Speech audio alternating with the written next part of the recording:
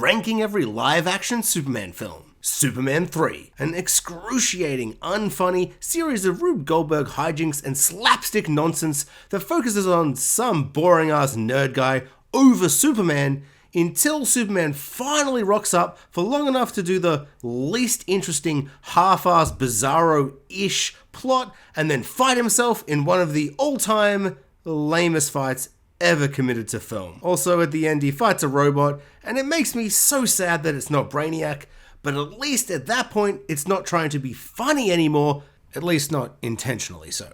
Superman 4, probably as bad as 3, but to be honest, my will to live had been completely sucked out of my body by the previous film, so I found this to be far less offensive. Still, very bad. Superman Returns. No films should have 2 sex criminals associated with them, allegedly. And I don't know why, but it feels particularly gross in a Superman film. I feel pretty bad for the Atom because he's actually a really great Superman, even if he's doing a cosplay Halloween impression of Christopher Reeves. Also, why does Singer hate James Marsden and want to cuck him so bad? Leave the charming man alone, you sex pest, allegedly. Batman vs Superman. I should hate this film because it's bad, but I am morbidly fascinated by it, and so much of it almost really works, but so much of it really doesn't.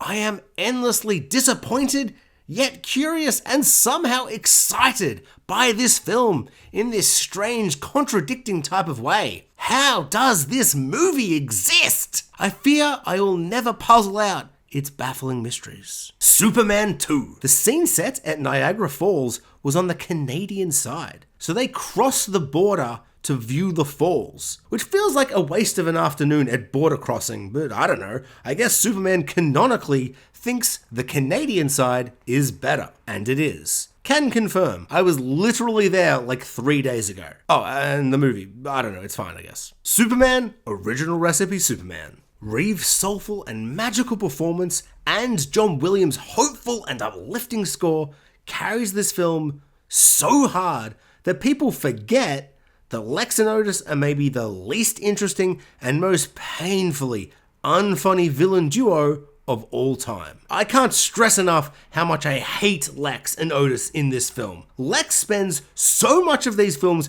proclaiming he's the smartest man in the world, and it gives me massive Joffrey vibes. A Lex who claims he's the greatest Lex is no Lex at all. Man of Steel. I love the non-linear speedrun of the origin. Packs in a lot of heart and soul real quick. Love the opening on Krypton. Shit is bonkers. Sure, the back half is kinda shit, and it's mostly just punches and Superman letting millions of people die, but also, it's the closest we'll ever get to a live-action Dragon Ball Z film. Love the godlike vibes Snyder brings to Supes. Hans Zimmer's score is next-level epic.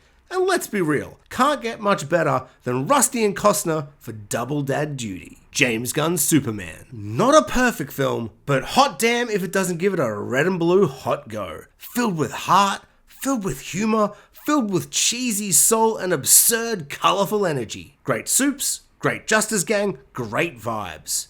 Hope is alive. I knew he was a good boy, but that's one loose cannon, psycho, unruly good boy. In conclusion, my favorite Superman film, even if it's not perfect. I mean, it's no Smallville, but what is?